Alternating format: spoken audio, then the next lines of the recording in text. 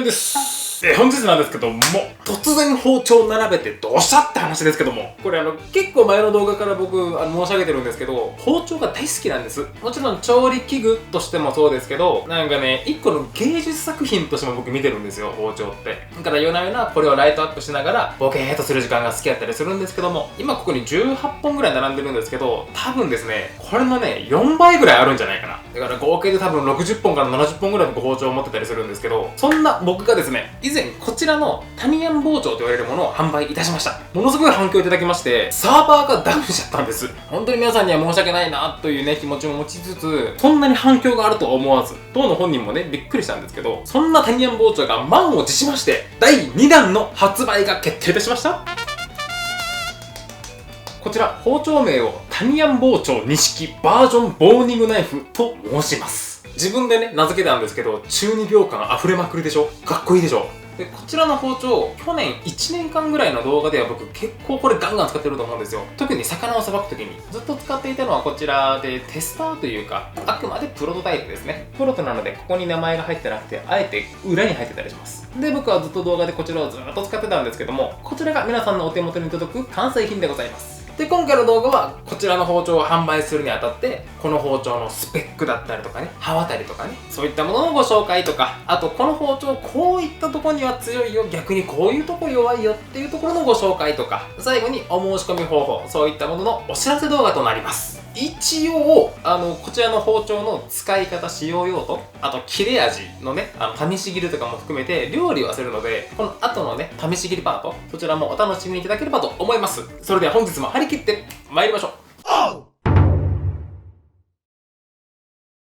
では改めまして、こちらが今回完成したタニヤン包丁錦バージョンボーニングナイフで、このボーニングナイフって言われるのがボーンです。ボーン、骨のボーン、それに ING 系がついて骨付き包丁のことを指します。ちなみに僕が持っている骨付き包丁、今回のやつを除くとこの2本を持ってたりしますけども、もともと骨付き包丁ですんで、鶏肉をね、丸鶏をバサッとさばいて、もも肉とか胸肉とかを切り分けたりする、そういう包丁です。だからなんというか肉特化包丁みたいな感じですね。ただ僕はお魚をこの包丁でめちゃくちゃよくさばくんです。すっごいさばきやすくて、ですのでもともと持っていたこの骨付き包丁、ここをベースにして谷先好みにカスタマイズしまくったのがこちらですね。一応スペックといたしましては、中心の鋼材、つまりは食材を切る刃、ここは V 金10号です。この V 金10号に16枚金属を重ね合わせて合計で33層のダマスカスの和式さばきです。で、中心の鋼材 V 金10号、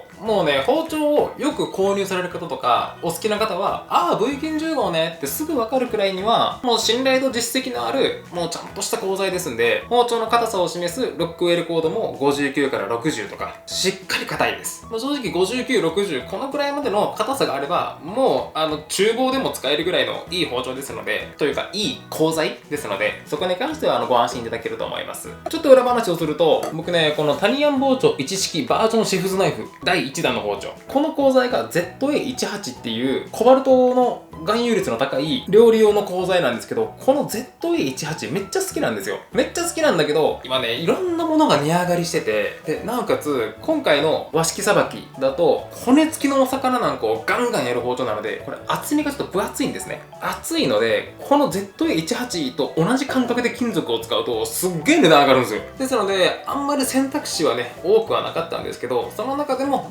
V 金10号なら安心でしょということで、今回の鋼材は V 金10号です。で、今回の包丁、このハンドルのね、デザインすっごく目を引くと思うんですけど、こちら木を例えばこう漆塗りみたいな感じで染めてるんではなくて、こちら2液のレジンというかエポキシというか、それを固めで作ってあります。ですので、僕の一式のこの木、木材のようなこの手触りではなくて、どちらかというとこうペタペタと張り付くような、そういった持ち心地です。実際にこうベタベタはしないですよ。もう手に張り付くような、そういう握り心地です。一応想定としては、お肉をさばいたり魚をさばいたりグッと逃げることを想定しているので、僕の第1弾の時のハンドルってここ削り込んでるんですよね。上から見るとこういう風に削り込んであって、ここすごく洗いやすいですよっていう風に一応してるんですけど、これはこれでねすっごい僕も使いやすくて、ずっともう一軍でね動画にもずっと登場してますけど、これだとこう握り込んだ時にちょっと握り込みにくい、グッと持ちにくいんですけど、今回のは力を入れる想定ですんで、この和包丁方式の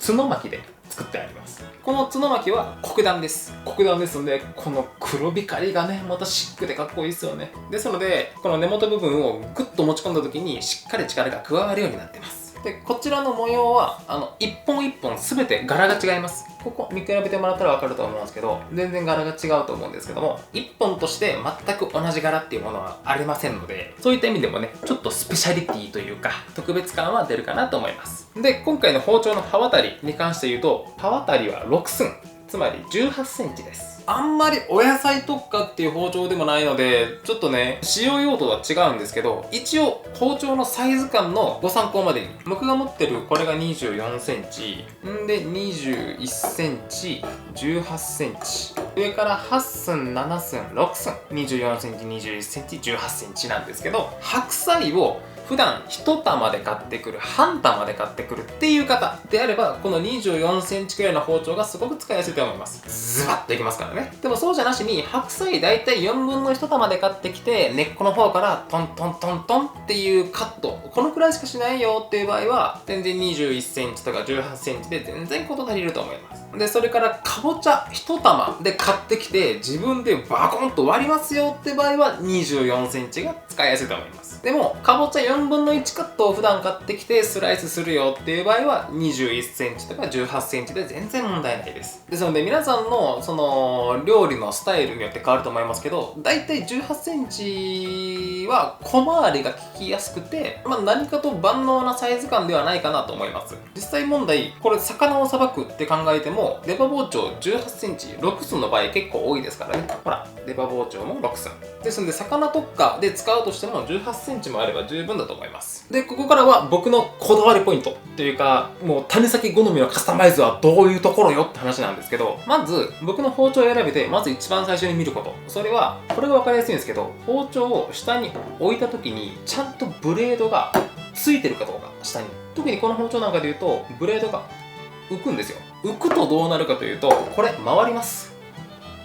危ない、そう危ないんです。だから僕の包丁、タニヤ包丁1式もそうですけど、必ずまな板にペタッとつくようになってます。これでちょっと外ではね動かなくなりますんでね。で僕の2式ベースになってるのはこの包丁です。もうがっつりさばき。ただこちらのさばきブレード結構分厚いんです。もうほんとお肉特化だから。なのでこんだけ分厚いと骨付き鶏なんかをさばくときはすっごく使いやすいんですけど、逆に骨がついてない普通の鶏もも肉とか、あとちょっとお野菜切ろうかなっていう時に刃が分厚すぎてちょっと扱いづらいんですよ。ですので僕の包丁もう少し刃が薄くなってます。さばきとしての機能はちゃんと備えているけど、ちょっとブレード薄めです。おかげで他の食材も少し切りやすくなっているし、なおかつ全体の重量が下がってます。軽いです。もちろんこの包丁とハンドルをつなぐここの部分、これ洋包丁方式の口金っていうんですけど、この口金方式にすると結構重量感上がったりするんですよ。ただ今回のはこの角巻きスタイルで接着してあるので、全体的な重量も下がってます。持ってもらうと軽っってなると思います。全体的なスペックとしては一応以上っていう感じになりますね。一応おさらいをすると、刃渡りは6寸18センチ、中心の鋼材は V 金10号で16層16層の33層で、こちらは和式さばきですので、前回皆さんにお届けしたこのタニヤン包丁1式バージョンシェフズナイフ、この牛刀だと両刃といって両方から刃がこうついてるんですけど、こちら和式さばきですんで片刃です。こういった出刃包丁のように片方にしか刃がないです。ここのしのぎ筋の方からこう触ってもらうと、ああ本当だってなると思います。ですので一応片刃なので、ものすごく万能かと言われたらそういうわけではないです。ただもともとこういった和包丁のこの片刃の包丁って骨から身を剥がすとか、食材をこう切り開くというよりも食材を剥がす方向に力が強く働くので、お肉に関してはすごく使いやすいと思います。本当にザ万能ではないので、この後得意分野と苦手なところ両方とも包み隠さずお伝えします。ではですね、ここからはもうすぐに試し切りといきたいところなんですけど、今回青木さんのご好意によりまして、青木さんの製造工場、そちらでの製造風景だったりとか、実際に働いている方々のね、手元だったりも撮影することができましたので、もしよろしければそちらも少しご覧になってください。それではどうぞ。はい、どうもてりやんです。本日なんですけども、僕のコラボ包丁、そちらのね製造をお願いしております青木刃物さんに関しまして、実際にそちらの包丁を作ってもらっているのがこちらのね関の工場になるんですけども、今回そちらをね実際の製造過程というものをね皆さんにご紹介したいと思いますので、早速見学させてもらおうと思います。ご紹介していただく板津さんです。よろしくお願いします。よろしくお願いします。いつもお世話になっております。お世話になります。今回伺ったタイミング的にも12月の中旬ということで、はい、もうある程度製造工程は進んでいると思うんですけど、はい、実際にどういった工程が今日見れそうですか？今日はもう最終仕上げのところをご紹介させていただこうかなというふうに考えていますので、はい、ぜひでは行きましょう。はい、よろしくお願いします。ではまずですね、はい、あちらの方に見える機械を使って作業していこうかなと思いますので、はい、こちらの機械ですね。はい、こちらの機械になります。これ伝わる方いるかな？金子さんもね包丁の紹介動画見られた方はね分かると思う。こちらあれですよね、包丁にバーッと当てて包丁の目を出すやつですよね。そうですね、ダマスカスの模様出しという作業の方を今回していこうと思います。ショットブラスト加工という工程にはなるのですが、はい、こちらの方にサンプルの方がございますので。これ実際に今回の僕の包丁ですよね、これ。はい、そうです。サンプルというか手前がまだブラストする前で、はい、これ当てるとこうなるんですよね。はい、そういうことです。実際にどんな感じか見せてもらってもいいですか？はい、では一応こちらの方に手袋があるので、ここら辺触ってもらったら分かるんですけど、細かいガラスの粒子で、あ、本当だ。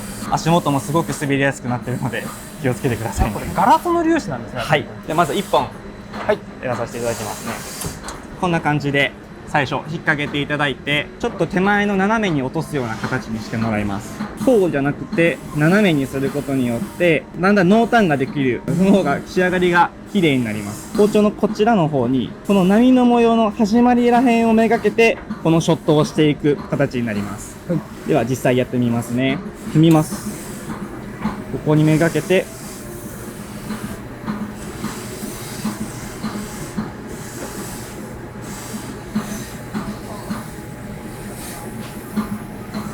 こんな感じで綺麗な一気に出た模様が出ます。裏側も同様に模様を出すことができるので、裏側もやっていきます。これは全体的に当てたいので、最初は斜めにこちらから、はい、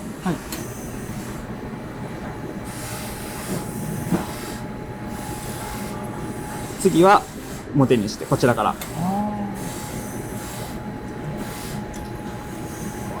最後に真ん中ら辺をもう一度。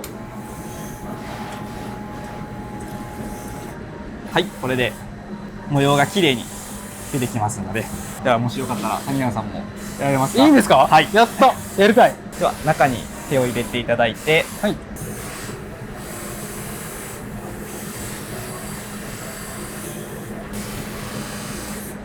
はい、では一回見てみましょう。はい、バッチシ。あ、意外とムラない。めちゃくちゃ綺麗に当たってます。やった。次は同様に裏側も。はい、お願いします。やべ、超楽しい。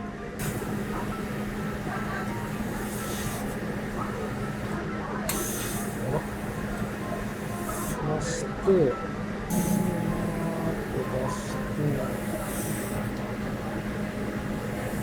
真ん中。当てすぎたかな、背中の方。むずいよこれ。若干やっぱりここが薄いですね。あ、逆に薄いんだ。ここが、はい、手をここで持ってたので、多分ここが少し薄くなったかなと思います。なるほどな。はい、これ難しいわ。いや、ありがとうございます。念願の作業ができました。ありがとうございます。ありがとうございます。で、今これでちょうどあれですよね。1枚の板からガチャンと抜いて、はい、で焼き入れして、はい、で模様を出して、これから刃付けっていう感じになるんですかね。はい、次は刃付けの工程に行こうかなと思いますので、よろしくお願いします。お願いします。大体刃付けって何工程ぐらいは減るんですか？今回はまずこのペーパー刃付けという小刃付けという形でまず刃付けをさせてもらった後に、砥石を使った本刃付けの方をさせてもらってバリ取りという作業をさせていただこうかなと思っています。全部で3工程。はい、3工程になりますね。では早速ちょっと音がでかいので、はい。この状態では切れるは切れるんですけど、まだ完全な刃がついてないので、ここで小刃付けという形でまず小さい刃をつけていきます。はい。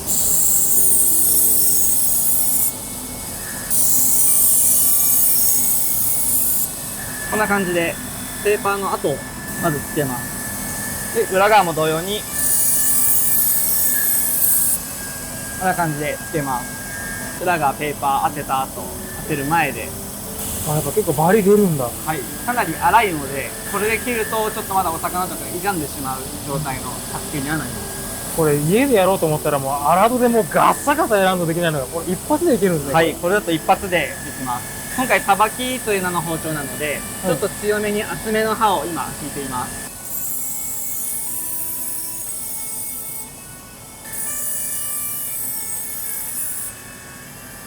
いや、お見事です。ほんと全体にまんべんなくバリが出てて。はい、このバリを出すことによって次の工程をさらにやりやすくしていく形になります。では次、はい、砥石を使った刃付けになってるんですよね。いわゆる一般的な手研ぎ砥石ではなくて、回転する業務用の大きい砥石を使って刃付けをしていこうかなと思います。ではこちらの方の砥石なんですけど、平回り砥石という砥石になります。回転することによって通常の手研ぎの砥石よりも早く綺麗に研ぐことができますので、こちらの工程をやっていこうかなと思います。はい。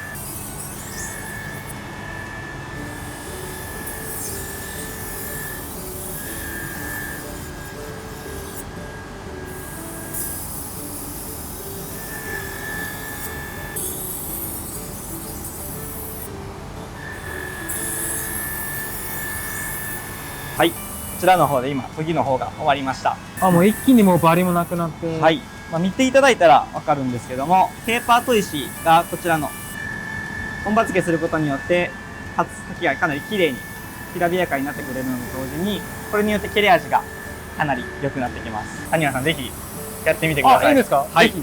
ちなみになんですけど、はい、こちらの今刃付けしてもらって、はい、これで今切れ味的には何十%くらいの切れ味って何なんですか？ 90%、95% くらいかなと思います。最後にバリ取りという作業をして 100% の 120% の切れ味になります。意外と皆さん軽く見がちですけど、バリ取りってマジ大事ですからね。自分が包丁研いでもバリ取り最後バッバッとやらんかったら全然切れないですから、はい、意外と大事なんですよ、バリ取りって。いいですか？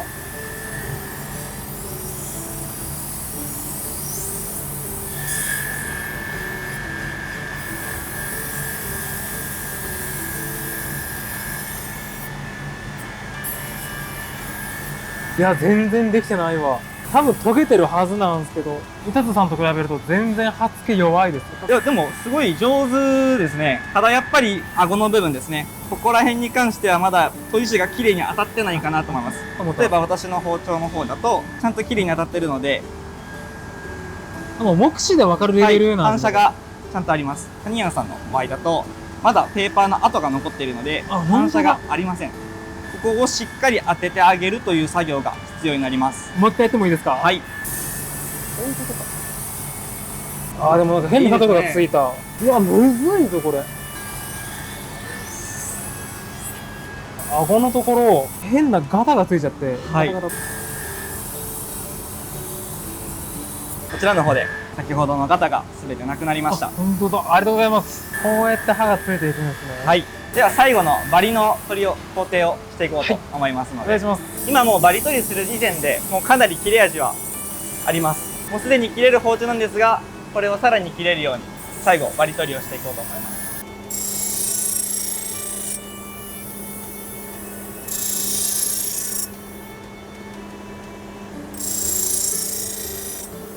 こちらがする前ですね。切れんことはないですけど、刃の表面にガサガサしたものがあるからガガガガガガッぶつかるのをすごい感じます。滑らか。バリがないですね。全然変わりますね、バリだけでも。はい。うわ、これでなんかもう魚さばきたいな。あ、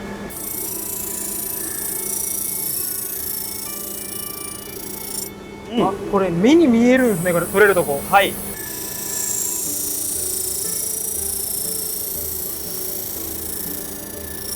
やーでもめちゃくちゃ綺麗に当てられてますね。もう完璧に近いですね。いけてます、はい、大丈夫です。当たってます。よかった。これもう一本やってもいいですか？はい、どうぞ。角度コツいるな。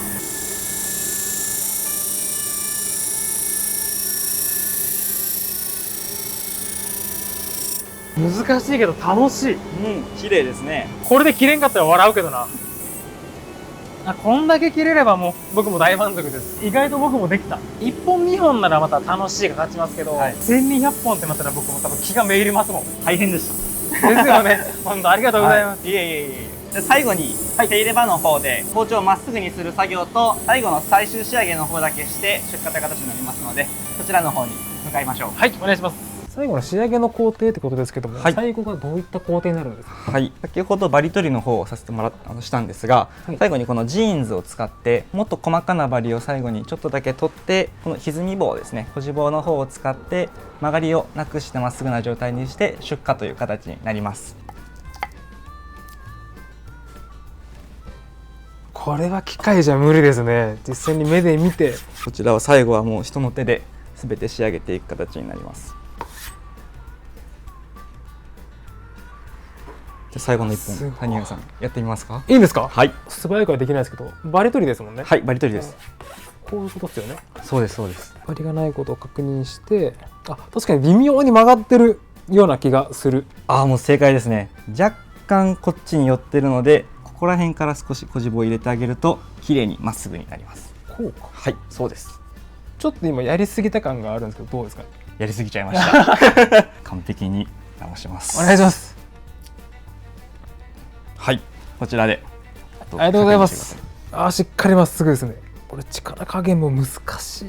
これプロの技だわ。でこちらの方で最後吹き上げの方を行って絵付けの方とレーザーの方をちょっと入れて谷川さんの方に出荷する形になっています。ありがとうございます。僕自身もこうやっぱ思い入れのある包丁だったりもするので、はい、これが井立さんはじめいろんな方々がこうそういうの職人さんが作ってくれてるっていうのを思うと、我が子の誕生を見ているような嬉しい気持ちと、これならもう皆さんにこう安心して僕の方も販売できるなっていう思いがちょっと自信が持てました。今日はありがとうございました。ありがとうございました。ここからがハンドル付けとレーザーですもんね。はい、今日そちらは見学することは可能ですか？可能です。よろしくお願いします。というわけでですね、ここから先は井立さんではなくて青木専務と一緒にやらせていただければと思います。お願いします。よろしくお願いします。お願いします。早速ここからはまずハンドル付けですかね。はい、そうですね。じゃあこちらへどうぞ。この中にですね、本来はこれなんか空洞になってるんですけども、はい、プラスチックの溶ける粒が中に入ってます。温度上げてあげると溶けるんで、また固まります、冷えたら。はい、なのでそれをこう中にこう詰め込んでるわけですね。そっちをぬくめては差し込む感じになるんです。そうですね。溶かしながら差し込んでいく感じですね。でこのままセットしてぐーっと入れてあげる。ぐーっとちょっとねここ力いるんですけど、でグリグリグリっと入れてここで最後まで入ります。でこの時にですねまっすぐに入れてほしいんですよね。このハンドルのラインとこの刃のライン、ここがまっすぐ一直線になるように、これ今見たら一直線なんで OK ですね。次もう一つのラインは今度横にして頭が下に下がってないか上に上がりすぎてないか、この確認もします。今まっすぐですね。今まっすぐですね。これちょっと見てください。完璧に入ってますもんで。一応今回のそのタニヤンのハンドルはもうこの包丁に合わせてもう作ってます。ちゃんとまっすぐに入るように。なのでかなりつけやすいですね。じゃあちょっとここでよろしいんですか？選手交代。ずっとやりたくて。これ入ってんね、粒が。はい。はい。そうですね。ちょうど赤くなるちょっと手前ぐらい。寸前ぐらいですよね。寸前ぐらいですね。あと5秒ぐらいやりたい。5秒ぐらい。このぐらいどうでしょう？あ、いいですね。いい感じですね。あ、でも結構すんなりといいですね。あ、うまいですね。あ、もうそれだけです。で、ここでチェックですね。刃はまっすぐなはず。まっすぐ。ちょっとグッとしたら動くんでちょっとチェックお願いします。はい。まっすぐます。うん、素晴らしい。はい、完璧です。よっしゃー。隙間をちょっと埋めてもらってこれで。はい。はい、コーキング。ちょっとコーキングしてもらって。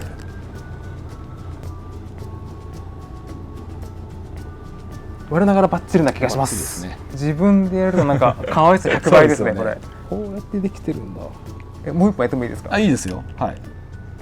あ、入りやすいです。さっきよりも。いきますか。スーッといきます。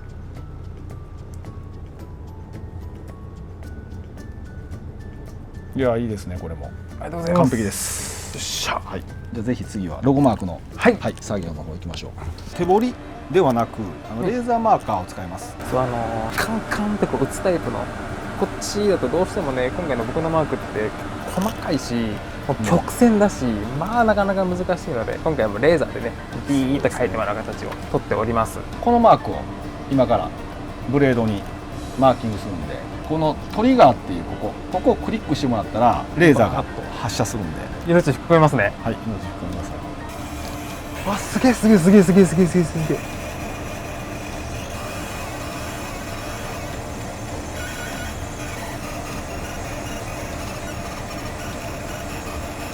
すげえ。あ刻まれてる。これで魂が宿りました僕の包丁に。はい、これで本当に完成っていう形ですね。もう一本のやつも僕ぜひぜひもう一本トリガーしていいですか？トリガー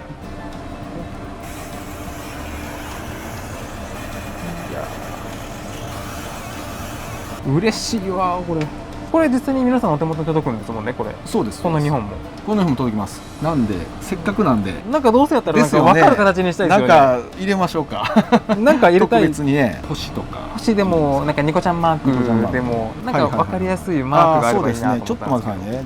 星がシンプルでいいかもな。ですよね。はい、今もうこれトリガーセットしてるんでクリックしてもらったら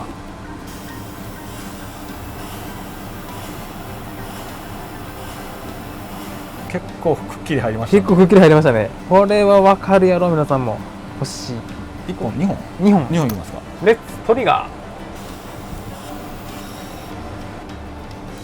これが2本だから1200本中の2本。激レアですね。喜んでもらえたらいいな。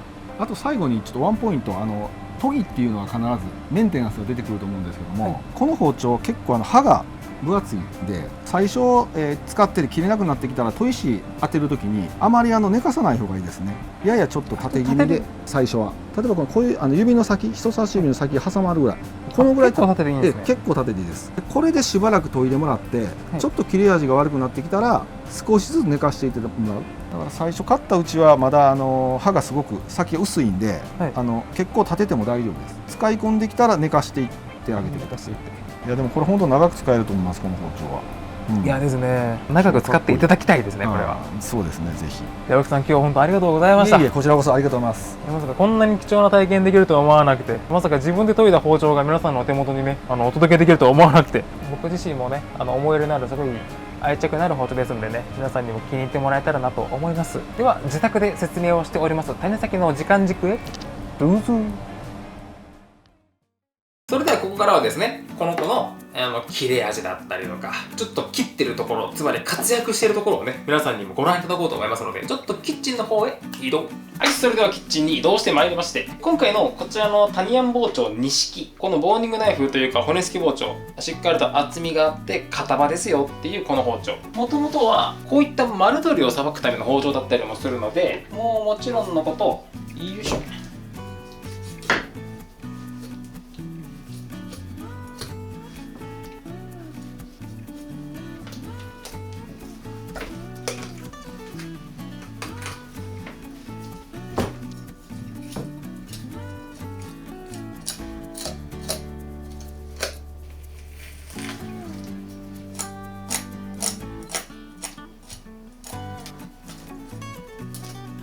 せーの。もうこんな風に丸鶏でさばくのもお茶の子さいさいですし、例えばこういった骨付きもも肉を買ってきたよっていう時は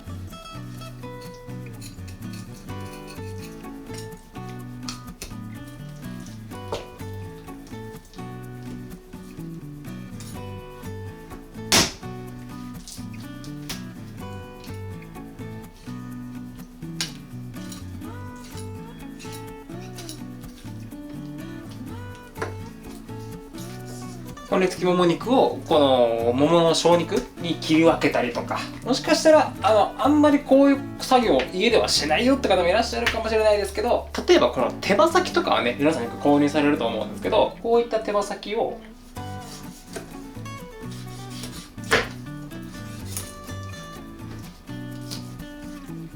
例えばこういう風に手羽端と手羽中のハーフカットっていう形に切り分けて、こっちスープストックでこっちは唐揚げとかっていう風に分けたりする時にすっごく便利です。当然これまでのタニヤン包丁一式、こちらでも全然できるんですよ。できるんですけど、やっぱ刃の厚さが全然違うので、こういった骨に当てるような作業はやっぱこのぐらいの厚みが欲しいなって僕は思います。さっき途中骨にガスッと入ってあれ関節じゃないってなった時も、なんならもうちょっとパワープレイいけますからね。もうお肉関係の仕込みは大体できます。で当然のことながらこういったね結構密質ゴリッゴリな鴨でももう切れ味特勤なので、もう簡単にスパーッと切れますんでね。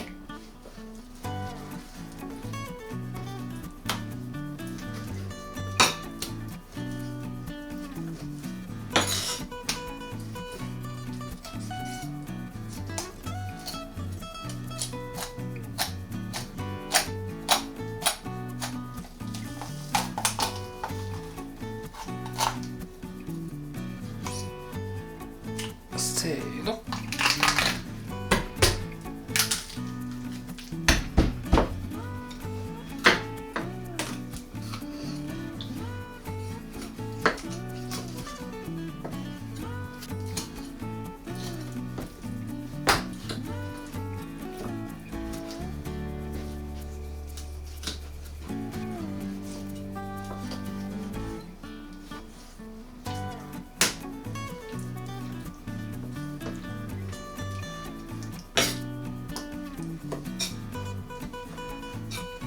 はい、一応これで鴨の分解完了ですね。もも、ぼんじり、胸、この小肉の部分は一口大に、手羽元、手羽先、せせり、松葉っていう肩甲骨のお肉、野源軟骨柄で、今こうやって鴨肉を骨ガンガン当てながらガサガサやっても全くもって刃こぼれなし。結構お安めのね2000円台とかで買える包丁だと、むしろこう刃が欠けるというか刃がグニャンと曲がるんですよね。そういったこともないです。大丈夫です。で今刃はしっかりと硬いですよっていうところをお伝えしたところで、次もう一個得意なこと、こちら両刃じゃなくて片刃なので、包丁をこの向きで見た時にこのブレードこういった形状してます。ですので食材を切った時に食材を剥がすんですよね。こちらタニヤン包丁一式、こちら両刃ですんで、ブレードはこういった感じで両方から刃がついてます。ですんでこの両刃の包丁で食材を切ると剥がすというより切り開く、こういった感覚なんですけど、片刃ですんで、例えばこれたった今仕込んだローストビーフ、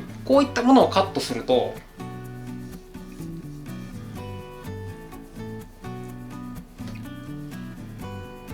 実際のところちょっと伝えづらいんですけど、お肉がこう剥がれるんですよね。こちら両刃、正直微妙な差かもしれないですけど、一応片刃の包丁としてはこの剥がすのに適してますよってよく通説で言われます。ただ実際こちら骨をガスッといくようにちょっと分厚く作られてるので、もしかしたらね両刃包丁の薄刃の方がもしかしたら切れ味いいなって、なんか使いやすいなって感じる方もいらっしゃるかもしれないですけど、切れ味自体はねしっかりしてますんでね。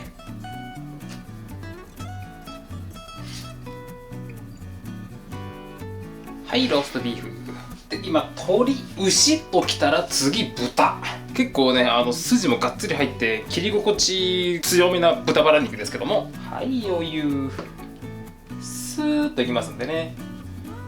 当然この向きだけじゃなくて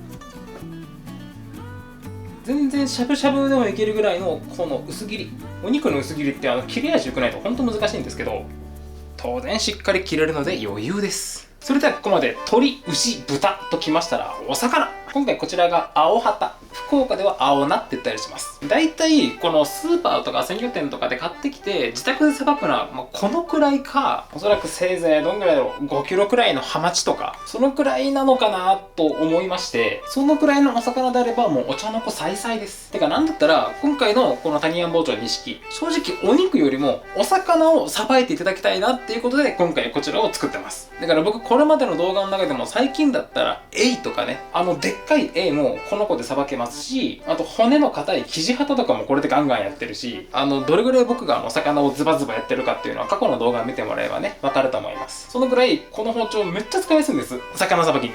特にどこが使いやすいかっていうところをね、ピンポイントでお伝えしますね。じゃあ今回こちらちょっとやってみたいことがあって、このくらいの青菜であれば鱗も細かいので、多分ね、松笠揚げみたいに鱗付きでカリカリに揚げれば多分食べれると思うんですよね。松笠揚げで有名な甘鯛、あれだけじゃなくてね、キジハタももうちょっとでかくなればちょっと厳しいかもしれないんですけど。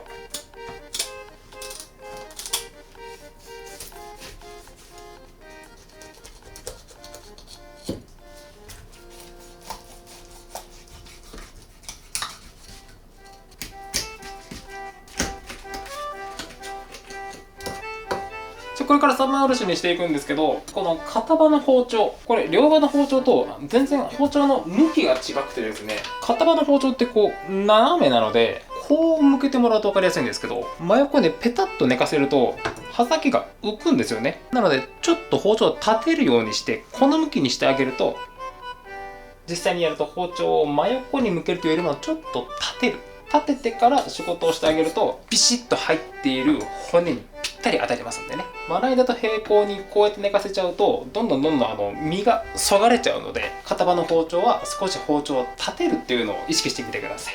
で、僕はいつも頭を右側に持ってきて、腹、背、ひっくり返して、背、腹っていう風に、腹、背、腹。で、僕は包丁を入れていくんですけど、こっちの腹は特に、関係ないんですよね。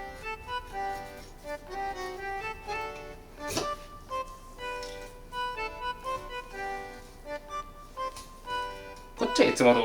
すごいやりやすいなって感じるのはこの背の方。まず普通に1枚皮1枚切るじゃないですか。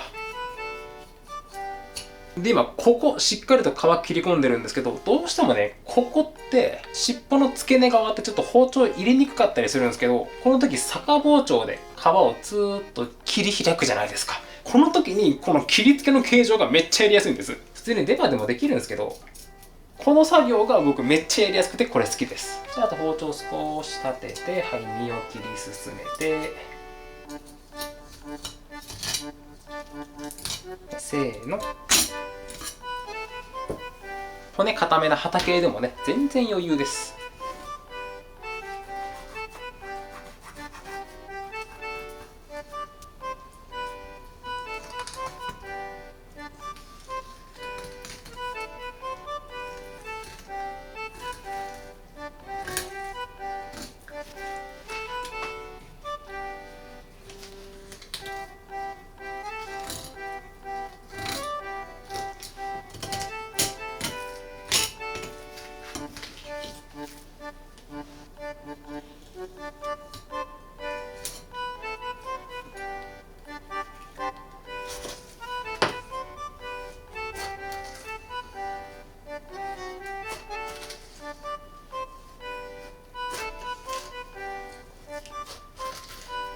さっきちょっとせっかく名前が出たので、甘鯛もさばいちゃいましょう。こちらも鱗付きで。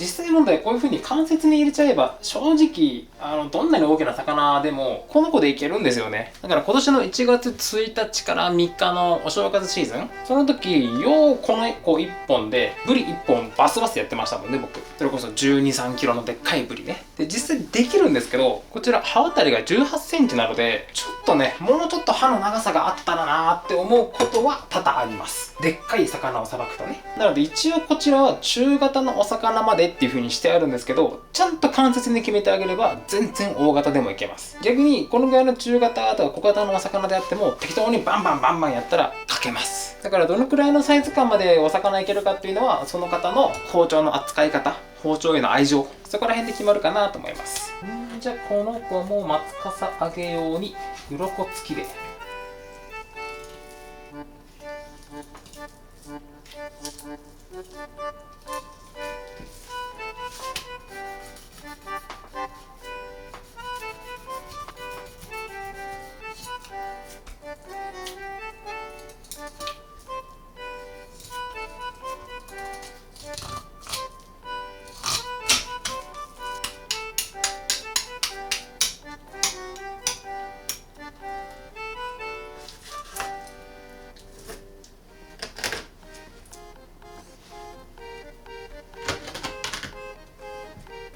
というわけで切り応え抜群の鱗付きのお魚の切り身もこの通りで、これができるってなったらもう当然頭のなし割りも、はい、ドセンターに入っちゃえば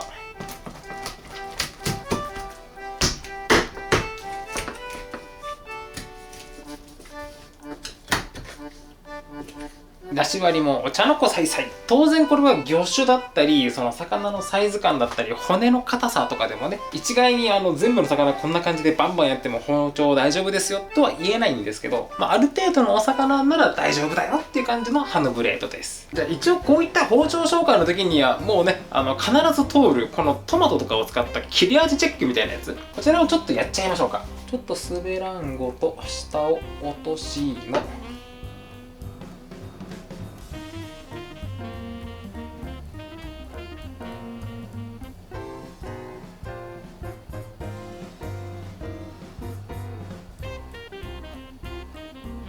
当然このくらいには切れますよと。やっぱよく切れる包丁は気持ちがいいね。じゃあ逆にカチカチな硬いものはどうなのよと申しますと、は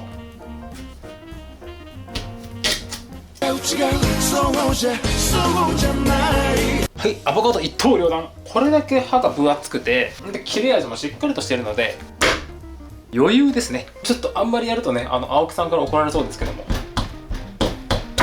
こういう使用用途じゃないのでね。でですね、ここまで見ていただいて、例えば骨付きのお肉だったりとか魚とかをガンガンさばいたわけですけど、もうそれ出刃包丁でいいじゃんと言われたらそうかもとはなるんですよ。出刃でもねこういったことできますので。ただこの出刃ってなってくると見てもらったら分かる通りめちゃくちゃごっついでしょ。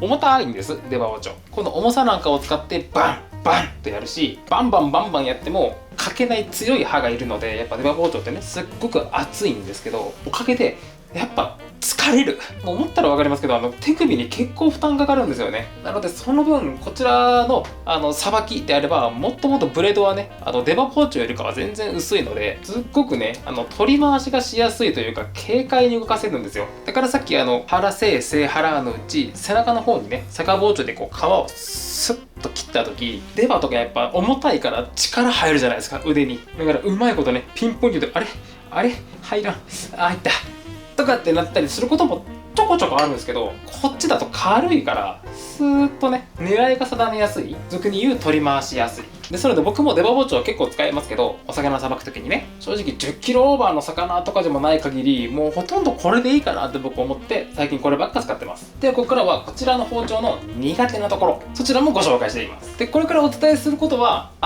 できんことはないんですよ。苦手だよねっていう内容です。まずこちらは片刃の包丁ですので、もう片刃の包丁の運命。今回の2式じゃなくて1式、こちらの両刃であれば包丁に対してまっすぐ力が加わるので、こういった中身の詰まった大根なんかもまっすぐストーンと落ちるんですけど、片刃の包丁の場合この刃の形に合わせて力がこういう風に加わっちゃうので、大根なんかを切るとこっちに滑ってきますね。切り口がちょっとこういびつにこっちに巻いちゃうんですけど、こういう風になります。ですので大根とか人参とかそういった詰まったお野菜は正直苦手です。詰まったお野菜じゃなければこういった白菜とかこういったお野菜だったら一応使えることはないですけど、でもやっぱ左に流れるなっていう感覚はあります。やっぱこういったお仕事はシェフズナイフというかね牛刀が使いやすいですね。でもできんことはないです。で続いて苦手なこと、例えばこの大根の皮、これ千切りにしたいなと思って普通に上から下に落とすこの切り方なら全然できるんですけど、僕はよく刃先をつけて顎で切るっていうこういう切り方を僕よくするんですけど、この切り方するとやっぱ切り付けの形状でここがねまな板にガサッと刺さるんです。あんまりこれ角度を上げられない。こういう牛刀だともうちょっと上げれるんですけど、この包丁だとあまり上げれないです。だからちょっとこれやりづらいなってとこはあります。でもできんことはないです。じゃあ最後に苦手なこと、こちら刃渡りが6寸18センチしかないので、お刺身を引こうとするとちょっと長さが足りないかなってなると思います。当然こちらもできんことはないですけど、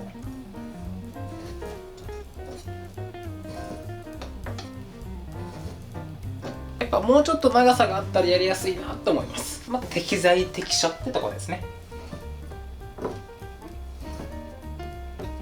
一応分厚めも薄めも両方ともできるんですけどね。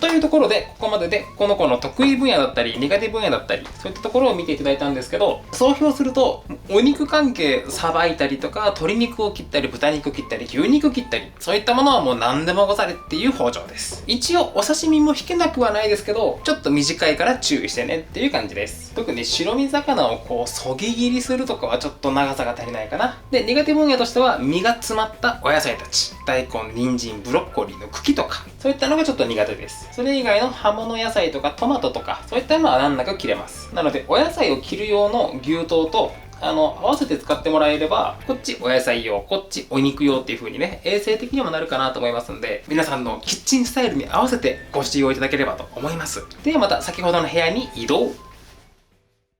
それではここからはちょっとねがめつい話にもなっちゃうかもしれないですけど、お値段とかお申し込み方法とかその辺をお伝えいたします。今回第2弾のタニヤン包丁錦バージョンボーニングナイフ、お値段税抜きで26,900円でございます。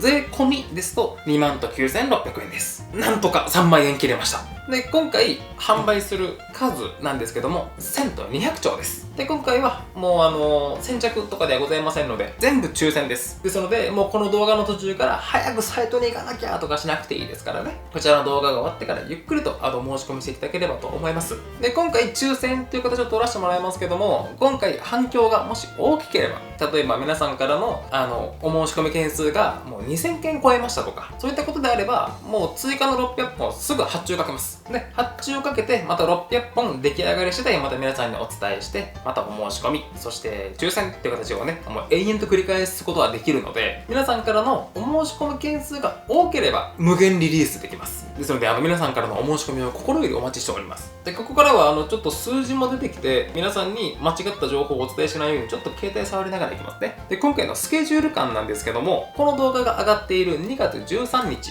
本日から2月の18日までこの5日間をお申し込み期間とさせていただきます。その後当選メールをお送りいたしまして、決済期間があって順次発送、こちらが第一次募集で、おそらく第一次募集っていう形だけですと、例えば入金期限までにお振り込みいただけなかったとかキャンセルとかが出た場合の二次募集っていうものもね必要になってきますので、こちらの二次募集の期日がお申し込み期間が2月の26日から3月の2日、その後当選メールをお送りいたしまして決済期間があって、その後順次発送、こういった流れとなっております。ここで大事なことなんですけど、この第一次募集の時にお申し込みいただいているから第二次募集で申し込まなくてもいいということではないです。これ別々なんです。ですので一次募集で申し込みしてもらってるんだけども、残念ながら外れてしまいました。第二次募集でまた応募したいという場合はまた